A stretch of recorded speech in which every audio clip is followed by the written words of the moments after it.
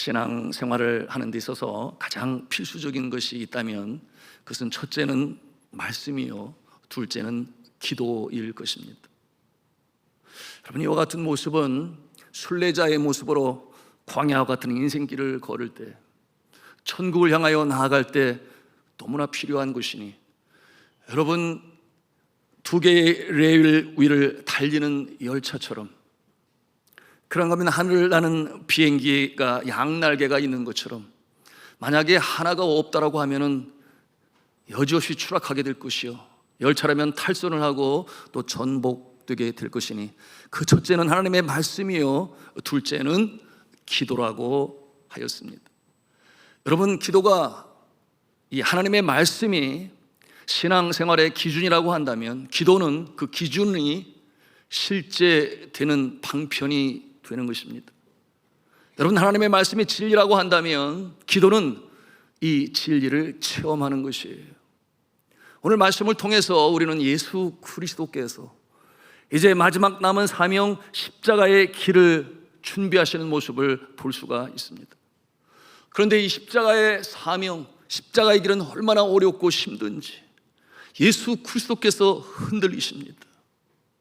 그러므로 성경 말씀에 표현해 보니 그가 슬퍼하고 고민하고 슬퍼하사, 이와 같은 심경이 되었어요. 그런가 하면 자신의 심경을 그와 함께 하던 제자들과 나누십니다. 그 내용이 오늘 본문에 있는 말씀인데요, 38절 말씀을 우리 다 같이 한 음성으로 합독하시겠습니다. 시작.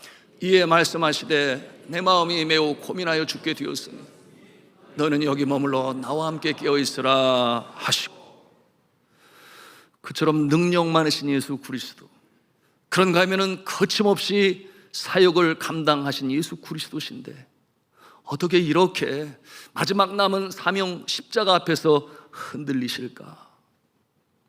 우리의 마음에 그와 같은 의아심을 가질 수가 있습니다. 심지어는 하나님께 기도하기를 이 십자가를 지지 않았으면 좋겠습니다. 이와 같은 내용으로 그의 심경을 비추지 않습니까?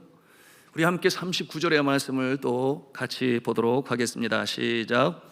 조금 나아가사 얼굴을 땅에 대시고 엎드려 기도하여 이르시되 내 아버지여, 만일 할만하시거든 이 잔을 내게서 지나가게 하옵소서.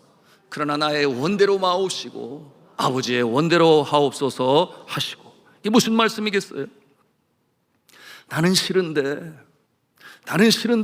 그러나 하나님의 원대로 하옵소서, 이와 같은 내용 아니겠습니까? 그러나 또 한편 이와 같은 모습은 진정한 순종이 무엇인가를 우리는 예수님의 모습을 통해서 배우는 것입니다. 그런데도 우리 마음에 의문이 일어요. 주께서 십자가상에 달리실 때에 그 육신적인 고통을 상상하시면서 이렇게 주저하셨을까? 여러분, 그럴 수 있겠지요. 우리 예수님은 신성과 인성을 함께 가지셨습니다. 이것을 신학적 용어로 God-man이라고 부르죠. 참 하나님 100%, 참 인간 100%, 어떻게 그럴 수가 있는가? 이것은 신비입니다. 그러므로 인간의 몸을 입고 이 땅에 강림하신 예수 그리스도는 우리와 마찬가지 인간의 성정을 가지고 계세요. 그러므로 아프실 몸, 배고프실 몸, 지치실 몸, 고통이 가해질 때 고통을 느낄 수 있는 같은 모습이세요. 뿐만 아니죠, 정서적으로도 우리와 함께 같은 성정을 갖고 계시니 때로는 기뻐하셨고 때로는 슬퍼하셨고 그리고 때로는 아파하시며 슬퍼하시고 분노하셨습니다. 그러므로 예수 그리스도께서 십자가에 달리실 그 모습을 상상할 때 이처럼 주저하실 수밖에 없다, 그렇게 생각하십니까? 그럼에도 불구하고 또 한편으로 이런 생각이 들어요. 그래도 그렇지, 예수님께서 이 땅에 오신 목적이 죄 많은 인류의 그 죄를 대속하시기 위하여 십자가에 달리셔서 죄 용서하심을 이루시기 위하여 오신 것인데 어떻게 이렇게 흔들릴 수가 있겠는가? 이와 같은 의문을 가질 수 있습니다. 그렇습니다. 예수 그리스도께서 이처럼 십자가의 길 앞에서 그 마음에 슬퍼하고 고민하사 내가 심히 고민하여 죽게 되었으니, 이 같은 표현을 하는 것은 그저 단순히 육신적인 고통 때문에 예수 그리스도께서 그렇게 주저하시는 것이 아니세요. 여러분, 예수님께서 이처럼 이 어려운 상황 가운데 기도로 무릎을 꿇을 수밖에 없는 이유가 있으니, 그것은 무엇이냐 하면 우리 예수 그리스도는 죄가 없으신 분이세요. 그는 거룩하신 하나님의 아들이신 성자 예수 그리스도시니, 죄 없으신 예수 그리스도께서 정죄함을 당합니다. 그가 무도한 사형수들만이 언도받는 십자가의 죄수로서 언도를 받을 때, 그것은 거룩하신 예수님에게 있어서는 너무나 비참하고 너무나 가혹하고 너무나 끔찍한 것이죠. 여러분, 법정에서 죄인으로 인정받게 되면 죄인인 것이에요. 적어도 세상 사람들은 그를 죄인으로 바라보게 될 것입니다. 그러므로 그와 같은 모습을 생각할 때 높임을 받으셔야 할 예수 그리스도신데, 그런데 한낱 극악무도한 사형수의 그 모습으로 십자가에 달린다고 하는 그 자체가 예수님은 너무나 힘들고 너무나 어려우신 거예요. 그러므로 단순히 육체적인 고통 때문에 예수님이 주저하신다? 아니라는 것입니다. 이런 상황에 처할 때 여러분은 어떻게 하시겠습니까? 너무나 원통하고 억울해서 이 진심을 밝히기 위하여 누가 하는 것처럼 극단적인 선택을 하시겠습니까? 아니면은 마음의 두려움이 임하여 멀리 해외로 36개 주랭랑을 치겠습니까? 아니면 어떤 사람이 하는 것처럼 집단과 단체의 힘을 빌어서 어쩌든지 법정에 서는 것은 피해야 되겠다, 뭐 그런 마음을 갖습니까? 그러나 여러분, 예수 그리스도는 이 사명을 온전히 이루셔야만 했습니다. 피할 수 없는 길이에요. 인간 사이에, 하나님과 인간 사이에 막힌 이 죄담을 허시기 위하여 그는 십자가의 길을 걸으셔야만 했어요. 여러분, 이 죄인의 길은 온갖 멸시천대 조롱받으시고, 그리고 침뱉음을 당하시고, 뺨을 맞으시고, 채찍에 맞으시고, 머리에 가시면류관 쓰시고, 많은 사람들의 비난과 조롱 속에 거룩하신 하나님의 아들 예수 그리스도께서 십자가의 길을 걸으신다고 하는 것, 그것은 너무나 가혹한 것이지만, 그러나 예수님은 감당하셔야 했습니다. 여러분, 이와 같은 상황 가운데서 예수님은 하시고자 하신 것이 있으니, 여러분, 그것이 무엇이겠습니까? 그 갈등, 번민, 이것이냐 저것이냐 택해야 할 그 상황에서 예수님께서 그 시험 가운데, 환난 가운데, 고난 가운데 이겨나갈 수 있는 방편으로 택하신 것이 있으니, 그것은 기도하시는 것입니다. 주님께서 기도하시기로 작정하시죠. 그러므로 겟세마네 동산에 올라가신 것입니다. 여러분, 이와 같은 상황, 고민하여 죽을 상황에 이르렀을 때 내가 기도하리라, 그렇게 기도하심으로 하나님께서 그의 손을 들어주시고 승리한 믿음의 선배들은 우리 기독교 역사 속에 수도 헤아릴 수 없이 많이 있습니다. 종교개혁의 기수라고 할 수 있는 마르틴 루터, 여러분, 그는 교황청으로부터, 또한 로마의 황제로부터 잡히면 죽여도 좋다라고 하는 이 칙령이 내리게 되었습니다. 그럼에도 불구하고 그는 요동함이 없었어요. 그는 그가 성경을 통해서 깨달은 진리에 대해서 행여나 포기하거나 철회하거나 부인하지를 아니했습니다. 그는 끝까지 주님과 더불어 기도함으로 그 상황을 이겨낼 수 있었는데, 여러분, 이 기도는 곡조 붙은 기도도 있어요. 곡조 붙은 기도를 뭐라고 그러죠? 찬송이라고 불러요. 그래서 그는 찬송으로 기도를 불렀으니, 내 주는 강한 성이요 방패와 병기 되시니 큰 환난에서 우리를 구하여 내시리로다. 여러분, 우리가 익히 잘 부르고 있는 찬송가 585장의 찬송이 바로 그 어려울 때 기도를 곡조로 붙여서 불렀던 찬송 기도가 되었으니, 여러분, 하나님께서 그의 손을 들어주셨지요. 그러므로 마침내 종교개혁은 이루어지게 되었고, 그러므로 성경 본래의 교회의 모습과 성경이 말씀하고 있는 진리를 다시금 회복하게 하였으니, 여러분, 누가 하신 것입니까? 하나님께서 하신 거예요. 하나님께서 이루신 것입니다. 그럼에도 불구하고 인간 편에서 해야 할 것이 있으니 바로 기도함으로 승리하였던 것입니다. 여러분, 그런가 하면 신앙의 자유를 주시기 위해서 하나님께서 허락하신 신대륙 아메리카 아니겠습니까? 그 땅에 세워진 미국이 둘로 나뉘게 되었어요. 여러분, 피부의 색깔로 인하여 그러므로 어떤 사람은 상전이 되고 어떤 사람은 노예가 된다. 그것은 성경 어디에도 그런 모습은 성경적이지 않은 것이에요. 그것을 안 에브라함 링컨, 미국의 제16대 대통령 아니겠습니까? 그러므로 그가 대통령명으로 선포하게 되죠. 그런데 이 노예 해방의 이 사건은 많은 사람들에 의하여 반대에 부딪히게 되었어요. 여러분이 남부 지방에 큰 땅으로 농사를 짓고 있는 이 대지주들은 손사래를 치면서 반대를 했습니다. 그럴 수는 없다. 우리가 어떻게 농사를 질 수 있다는 말이냐.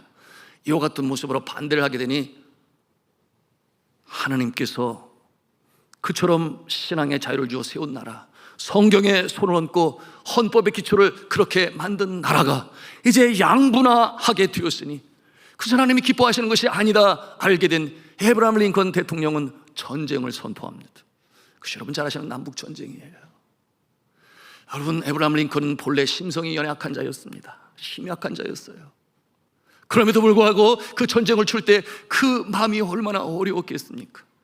그럼에도 불구하고 하나님께서 그의 결정을 기뻐하시니 많은 사상자를 내었지만 마침내 승리하게 되었고, 분명한 것은 더욱더 강한 나라로 서고 주님의 사역을 감당하는 일에 준비된 기초를 다지게 되었으니 그것이 바로 하나님께서 또한 하신 일이죠. 한참 전쟁이 이루어지고 있을 때 죽어가는 동족들을 보며 가슴 아프게 기도했던 이 아브라함 링컨은 여러분, 그의 업무 처소에서 하루에 2시간씩 기도했다고 그랬습니다. 그러니 곁에서 함께 일을 보는 강요들이 그 모습을 보면서 우리가 대통령의 힘이 되어야 해, 그와 같은 마음을 가지고 찾아갑니다. 그리고 링컨 대통령에게 말을 하죠. 저희도 함께 기도하겠습니다. 하나님께서 우리의 편이 되어주셔서 어서 승리가 올 수 있도록 우리도 함께 기도하겠습니다. 그렇게 말할 때 에브라함 링컨이 정색을 하면서 뭐라고 말했는가 하면, 그와 같은 기도는 절대 하지 마시오. 그러니 찾아간 이 강요들이 허리둥절했지요. 그때 에브라함 링컨이 뭐라고 말을 하는가? 하나님께서 우리의 편이 되게 해달라고 기도하지 마시고 우리가 하나님의 편이 될 수 있도록 기도해 주세요. 그렇게 그들에게 조언을 주었습니다. 하나님이 나의 편이 아니라 우리가 하나님의 편이 될 수 있도록. 왜 그런 말을 했겠어요? 전쟁은 하나님께 속한 것이니 하나님의 뜻대로 되어져야 하는 것인데 우리 자신이 정작 하나님이 기뻐하시는 모습으로 서 있는가? 하나님의 뜻을 헤아리며 분별하며 기도하고 있는가? 여러분, 이와 같은 모습은 겟세마네 동산에서 예수 그리스도께서 하셨던 그 기도와 다를 바가 없지 않습니까? 나의 원대로 하지 마옵시고 하나님의 뜻대로 하옵소서. 이와 같은 기도를 드릴 때 여러분이 남북전쟁은 승리하게 되었고, 앞에서 말씀을 드린 것처럼 하나님께서도 기뻐하시는 나라의 모습으로 세계에 이바지할 수 있는 모습의 기초를 다지는 결과를 가져올 수 있었던 것입니다. 환난의 때에, 시험의 때에, 생사화복의 가름길에서 어떠한 모습으로 우리는 서 있어야 하는가? 여러분, 그와 같은 모습은 과거 우리나라 1950년 6.25 전쟁, 한국 전쟁 가운데도 있었으니, 여러분 아시는 대로 이 공산당, 이 세력이 파죽지세로 남으로 침략하게 되었으니, 여러분 낙동강 전선의 배수진을 치고 이제 밀리면 끝장이에요. 이와 같은 상황에서 주의 종들이 얼마나 기도했는지 몰라.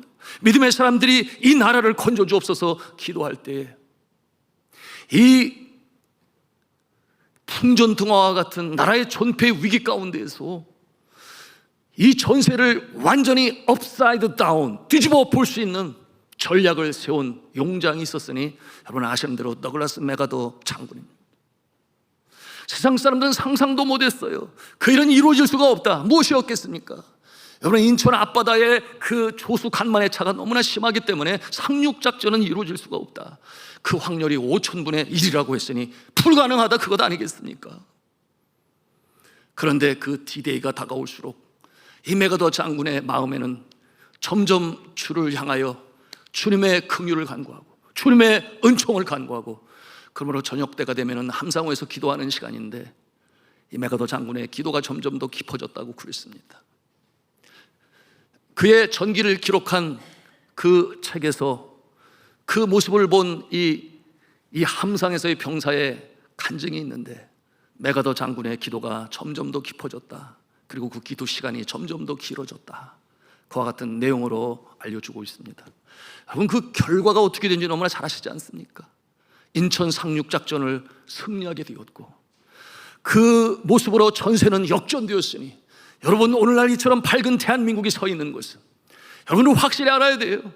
기도하는 사람의 기도를 통해서 하나님께서 역사를 이루셨는 줄로 믿으시길 바랍니다. 그러므로 열방에 복음으로 전하는 수많은 선교사를 보낼 수 있는 한국이 되었고, 도움을 받는 나라에서 도움을 주는 나라가 되었으니, 여러분, 이처럼 시험 가운데, 환난 가운데 이것이냐 저것이냐 갈등이 있을 때 여러분, 기도하는 자에게 주님께서 승리를 주시는 줄로 믿으시길 바랍니다. 그런데 오늘 성경 본문에서 기도하시는 이 예수님과 달리 위기 속에 있었으나 기도하지 않는 자들이 있었어요. 그들이 누구였겠습니까? 바로 예수님의 제자들이었죠. 오늘 말씀에 보니 그들은 베드로와 세베대의 두 아들이다, 그렇게 말하는데요, 이 세베대의 두 아들은 같은 형제지간이니 야고보와 요한이었어요. 예수께서 그날 밤에 자신이 잡혀가게 될 것에 대해 제자들에게 말씀하셨죠. 그러시면서 하시는 말씀이 있었는데, 그 31절의 말씀에 보니 오늘 밤에 너희가 다 나를 버리리라, 그렇게 말씀하십니다. 그때 예수님의 수제자 격인 베드로가 벌떡 일어나서 아주 호언장담을 해요. 그 내용이 이제 33절에 있는 말씀인데요, 33절 말씀 같이 읽도록 하겠습니다. 시작. 베드로가 대답하여 이르되 모두 주를 버릴지라도 나는 결코 버리지 않겠나이다. 그리고 그의 말이 거기서 끝나는 것이 아니었으니 다시금 반복하여 아주 강조를 하고 있어요. 우리 35절 말씀을 또 읽도록 하겠습니다. 시작. 베드로가 이르되 내가 주와 함께 죽을지언정 그와 같이 말하니라. 모든 제자들도 베드로를 따라서 용기를 얻었는지 그렇게 아주 호언장담했어요. 저는 생각을 해봅니다. 이때 베드로가 거짓으로 그렇게 말했겠습니까? 아니면 베드로가 예수님 듣기 좋으라고 그렇게 말했겠습니까? 아니면 그럴 실수는 없지, 이 땅을 다스리셔야 할 이스라엘의 왕이 되실 예수님께서 십자가에 달리시고 죽으신다니 그럴 일은 없어, 그와 같은 확신 때문에 그렇게 빈말로 그렇게 예수에게 말씀했겠습니까? 우리가 여러 가지로 생각해 볼 수 있어요. 그러나 성경은 침묵하고 있으니 그 속마음을 알 수가 없어요. 그런데 불구하고 분명한 것은 그처럼 이 위기의 때에 기도했던 스승인 예수 그리스도의 모습과 위기의 때 기도하지 아니했던 그 제자들의 모습의 그 결말의 모습은 너무나 엄청나게 다른 모습으로 나타났음을 우리는 성경을 통해서 보는 것입니다. 먼저 예수님의 모습을 보겠습니다. 십자가의 길을 눈앞에 두고 어렵고 힘든 마음을 추스리기 위해 겟세마네 동산에 오르신 예수 그리스도께서는 간절히 기도하십니다. 그 기도의 내용을 우리가 앞서서 보았는데 반복적으로 나타나고 있어요. 그 내용이 무엇인가? 42절에도 있는데 우리 같이 42절 말씀을 또 읽겠습니다. 시작. 다시 두 번째 나아가 기도하여 이르시되 내 아버지여, 만일 내가 마시지 않고는 이 잔이 내게서 지나갈 수 없거든 아버지의 원대로 되기를 원하나이다 하시고, 아멘이죠.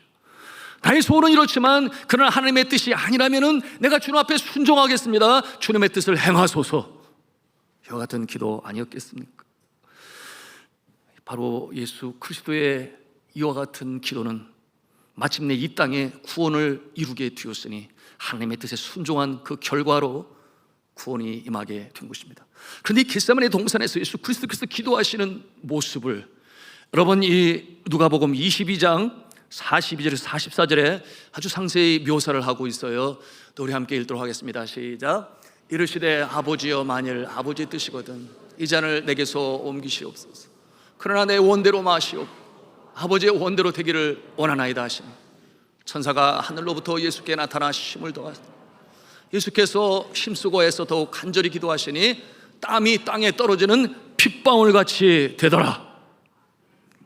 얼마나 간절히 기도하셨으면 땀방울이 핏방울같이 되었다. 우리가 있기 잘하고 있는 것이죠. 위기의 때에, 갈등의 때에, 시험의 때에 그렇게 기도할 수밖에 없겠지요. 그런데 우리가 간과하기 쉬운 성경 구절이 바로 그 전에 있으니 성경은 뭐라고 말을 하는가? 기도하실 때 천사가 하늘로부터 내려와서 힘을 더하여 도왔다, 그렇게 기록하고 있습니다. 자, 사랑하는 성도 여러분, 이것은 너무나 중요한 것이에요. 우리가 하나님께서 기뻐 받으시는 기도를 드리게 되면, 하나님의 마음에 합한 기도의 방향을 정하게 되면, 여러분 성령께서 친히 우리에게 다가오셔서 도우시는 줄로 믿으시길 바랍니다. 그러므로 힘을 돋구시는 거예요. 그럼 우리가 힘을 내어 더 기도할 수 있게 되는 것인데, 어떤 분들은 생각을 해요. 내가 혼자 기도할 때 나 혼자 외롭게 기도하지. 여러분, 그렇지 아니에요. 우리가 어려운 일이 있을 때 주님 앞에 나와 기도하게 되면 적어도 넷이 함께 기도하는 모습인 것입니다. 첫째는 내 자신이 기도를 해요. 간절한 마음으로 기도하겠지요. 그럴 때에 성령께서 친히 탄식함으로 우리의 기도를 도우신다 그랬어요. 기도의 방향을 제대로 잡아주시는 성령님이 함께 계심을 믿으시기 바랍니다. 그런가 하면은 여러분, 우리가 기도할 때 누구의 이름으로 기도를 해요? 예수님의 이름으로 기도를 해요. 우리의 능력으로 기도가 올라가는 것이 아니에요. 날 위해 십자가에 달려가신 예수 그리스도의 보혈의 능력, 그 예수의 이름으로 기도를 하게 되는 것이니 우리가 예수의 이름으로 기도합니다. 기도할 때 여러분, 예수님께서 우리의 기도를 들으셨으니 사인하시지 않겠습니까? 그래서 그 기도가 하나님께 올려지는 것 아니겠어요? 그러므로 예수님께서도 우리의 기도를 들으시고 도우시는 줄로 믿으시기를 바랍니다.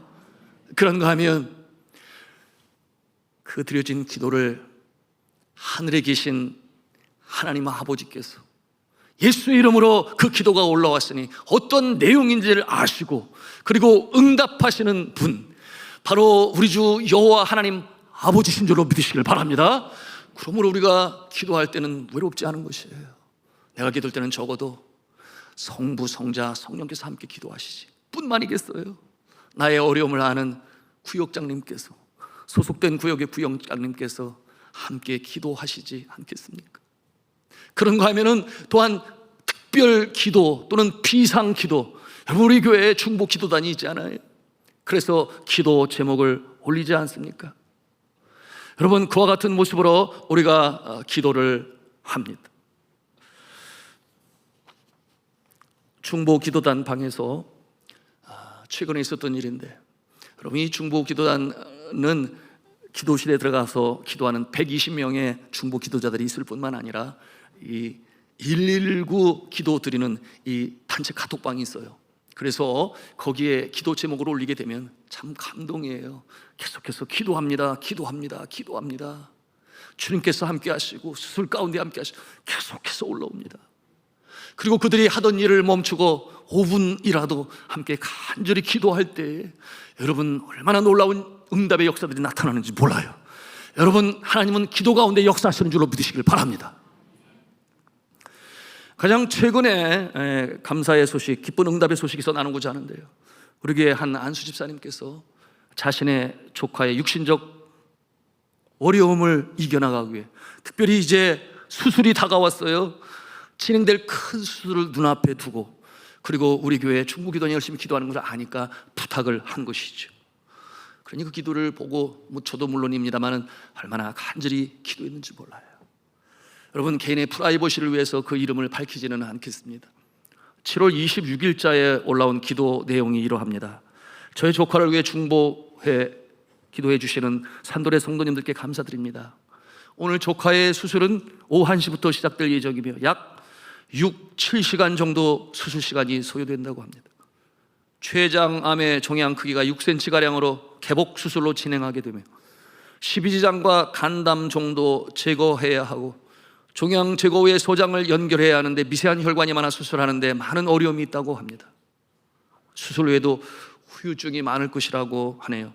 모든 과정에 주님께서 함께 하셔서 제 조카가 이겨낼 수 있는 힘과 의지를, 그리고 수술을 담당하실 의사들에게는 지혜와 잘 치료할 수 있는 능력을 허락하시고, 보호자 및 기도하는 자에게는 치유의 하나님을 경험할 수 있는, 그러므로 간증할 수 있도록 기도 부탁드립니다. 이것이 기도 내용이었어요. 그리고 같은 날 수술을 마친 다음에 다시금 소식이 올라오게 되었는데요, 조카의 수술은 잘 끝났습니다. 췌장암 부위가 혈관을 누르고 있어 상태가 안 좋으면 수술 시간이 많이 걸릴 예정이었는데, 다행히 상태가 좋아서 4시간이 좀 안 걸리고 수술이 잘 끝났다고 합니다. 그러므로 오늘 중환자실에 있다가 내일 별일 없으면 일반 병실로 옮긴다고 합니다. 여호와 라파, 하나님의 은혜와 성도님들의 기도 덕분입니다. 감사합니다. 감사하지 않아요? 감사해요. 그런데 이 스토리가 여기서 끝나지 아니합니다. 그로부터 8일이 지난 8월 3일자에 궁금해하던 성도들에게 올린 내용인데요, 제 조카가 수술을 마치고 일반 병실에서 회복 중이며 내일 퇴원할 예정입니다. 그런데 너무도 감사한 것은 조직 검사 결과가 나왔는데 젊은 층에 발생하는 암으로 예후가 좋아서 항암 치료는 안 해도 될 것 같고, 정기적인 검사만 받으면서 경과를 보면 될 것 같다고 합니다. 의사 선생님들도 처음에 상태가 너무 심각하여 수술을 앞당겨서 했는데 예후가 너무 좋아서 깜짝 놀랐다고 합니다. 다만 떼어낸 장기가 많아 합병증이 예상되지만 항암 치료를 하지 않아도 된다고 하니 모두가 감사의 눈물을 흘리며 하나님께 감사 기도를 드렸습니다. 이 모두가 산돌중앙교회 성도님들의 중보기도와 전능하신 하나님의 손길이 있었기 때문입니다. 제 여동생도 산돌의 성도님들께 감사의 인사를 전해달라고 합니다. 할렐루야죠. 너무 감사하지 않습니까? 이와 같은 일들이 기도 가운데 응답되고 역사하는 모습을 보는 우리 중보 기도 단원들의 기도는 점점 더 깊어져 가고 점점 더 뜨거워져 갑니다. 그러므로 성도 여러분, 기도가 무엇인가? 기도는 하나님의 뜻을 아는 방편이 되는 것이요, 뿐만 아니라 하나님의 뜻이 온전히 이루어지게 되는 일에 여러분 힘도 받고 능력도 받고 은혜와 은총도 받는 것이 곧 기도인 줄로 믿으시기를 바랍니다. 기도를 마쳤을 때 변화되어진 예수님의 모습을 우리가 보기를 원하는데요, 우리 46절 말씀을 같이 보도록 하겠습니다. 같이 읽겠습니다. 시작. 일어나라, 함께 가자. 포라나를 파는 자가 가까이 왔느니라. 아멘. 자, 여러분, 우리가 상상해 볼 수 있어요. 예수 그리스도께서 기도를 마친 다음에 이와 같은 말씀을 하실 때 예수님의 어조가 어떠했을까요? 어쩌면 좋노. 유다가 나를 팔려고 저렇게 군인들을 데리고 왔네. 어쩌면 좋노. 그런 어조였을까요? 아니잖아요. 결코 아니죠. 그 모습이 아니라 이제 되었다, 준비를 마쳤다, 이제 함께 일어나자, 가자, 십자가의 길을 걸어가자, 이와 같은 모습으로, 이와 같은 어조로 말씀하신 것이니 여러분, 갈등은 끝났어요. 이것이냐 저것이냐 생각할 때 하나님의 뜻을 분명히 알았고, 뿐만 아니라 하늘로부터 천사가 내려와 그의 기도를 도왔다고 그랬으니 이처럼 기도로 승리하실 수가 있으셨던 것입니다. 여러분, 반면에 베드로는 어떻게 되었습니까? 예수님께서 기도하시다가 조용하니 다시금 그곳에 가셔서 너는 정말 나와 함께 깨어 기도할 수 없더냐, 한 번도 아니고 2번씩이나 찾아갔어. 베드로에게 말씀을 하셨는데요, 여러분 40절의 말씀을 우리가 보겠습니다. 40절 말씀에 보니 같이 읽겠습니다. 시작. 너희가 나와 함께 1시간도 이렇게 깨어 기도할 수 없더냐.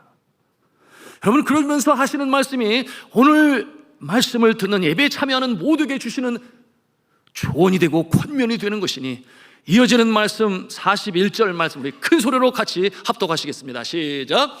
시험에 들지 않게 깨어 기도하라. 마음에는 원이로되 육신이 약하도다 하시고. 아멘.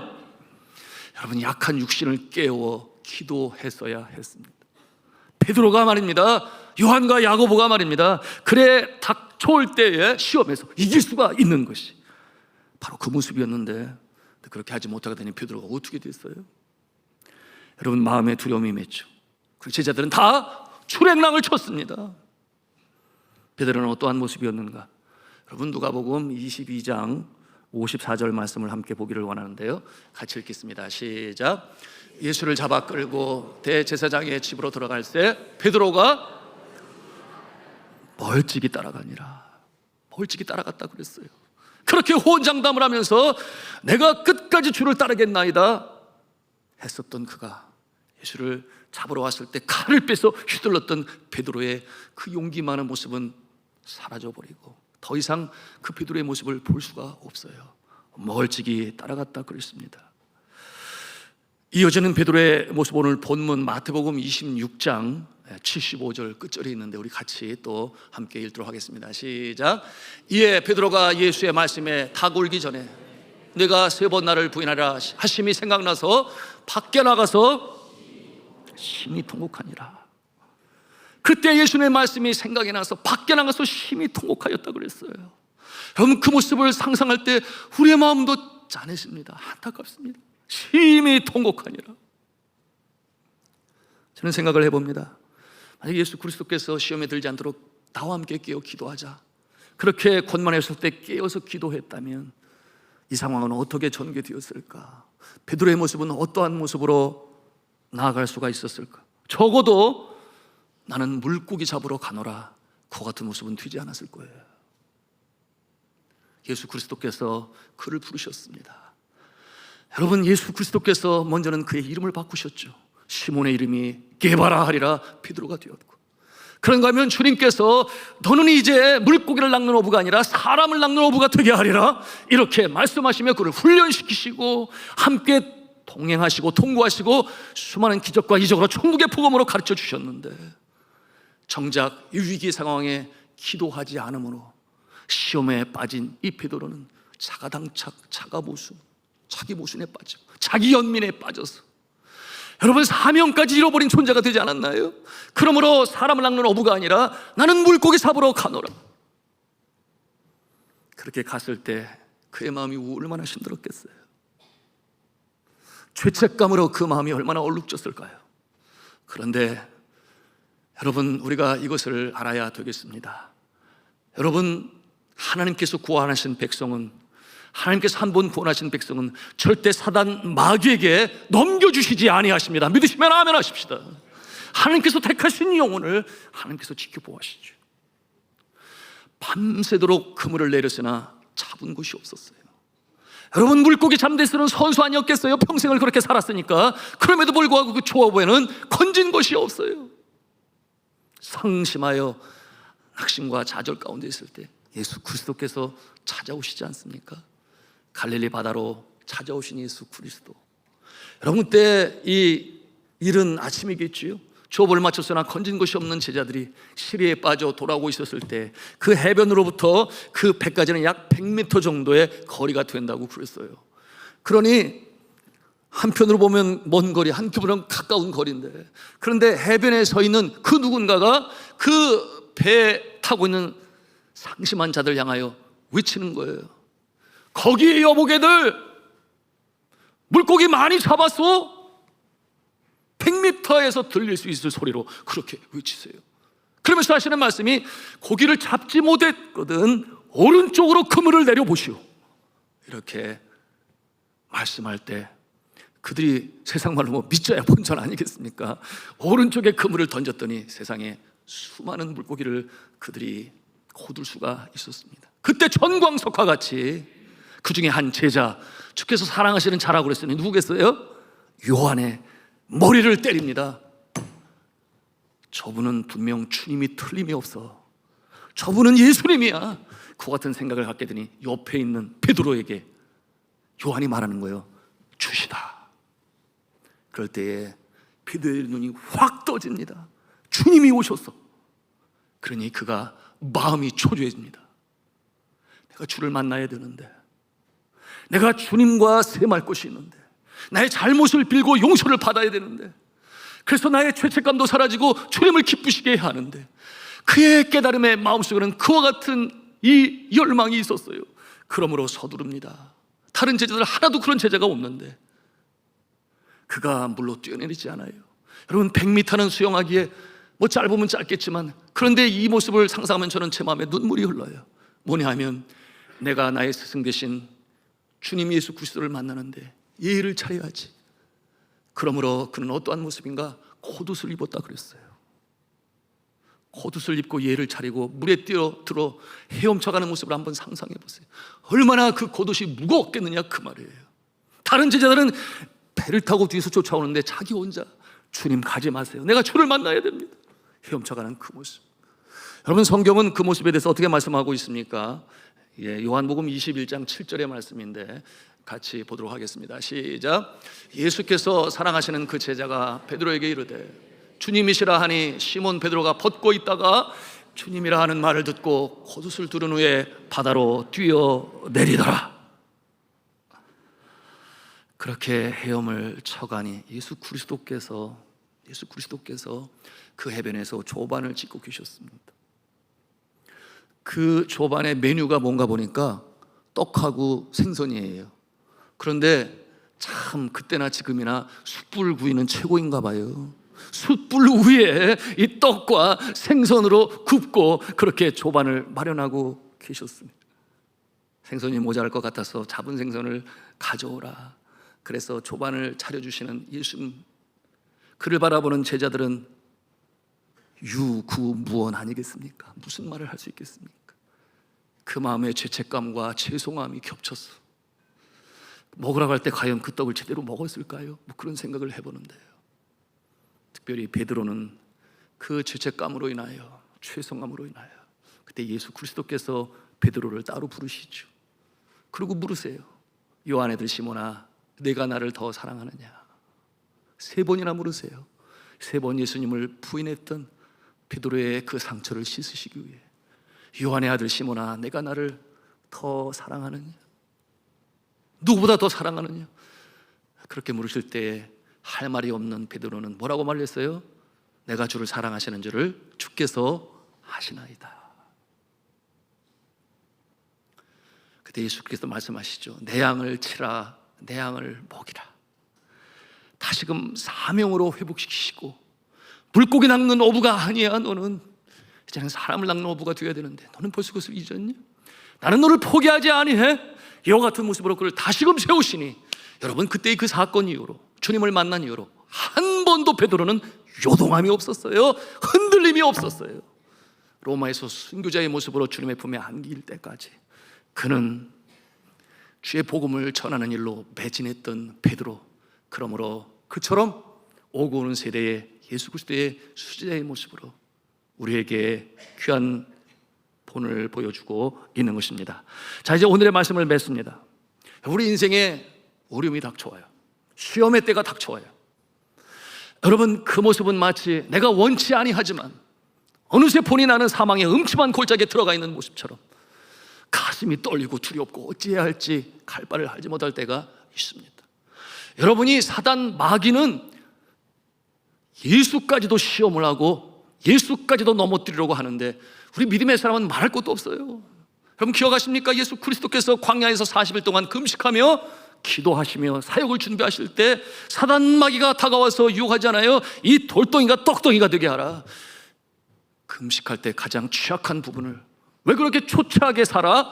이런 내용 아니겠어요? 오늘 시대로 말하면 물질에 대한 이 시험 아니겠습니까? 많아도 시험거리요, 너무 적어도 시험거리요. 이와 같은 때에 물질로 인하여 시험에 들지 말아라 하는 것 같은 교훈을 주시는 것인데요, 어림도 없죠. 예수님께서 물리치시고. 그런가 하면 두 번째 시험 하시는 대로, 여러분 예루살렘의 가장 높은 곳은 모리아 산상이에요. 모리아 산상에 예루살렘 성전이 세워져 있는데 성전 꼭대기로 예수님을 데리고 가서 뭐라고 그래요? 뛰어내리라 그러죠.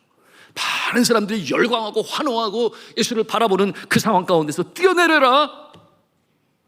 무슨 시험입니까? 인기, 명예. 여러분 예수 그리스도께서 그 시험에 당하십니까? 어림도 없지요. 그리고 마지막 시험은 무엇이었습니까? 높은 산으로 데리고 가서 온 세상과 영화를 다 보여주시면서 나에게 경배하면 내가 이 모든 것을 너에게 주겠다. 여러분 이와 같은 것은 어떤 시험이에요? 오늘날 시대로 보면은 권력의 시험. 권력의 눈이 어두워.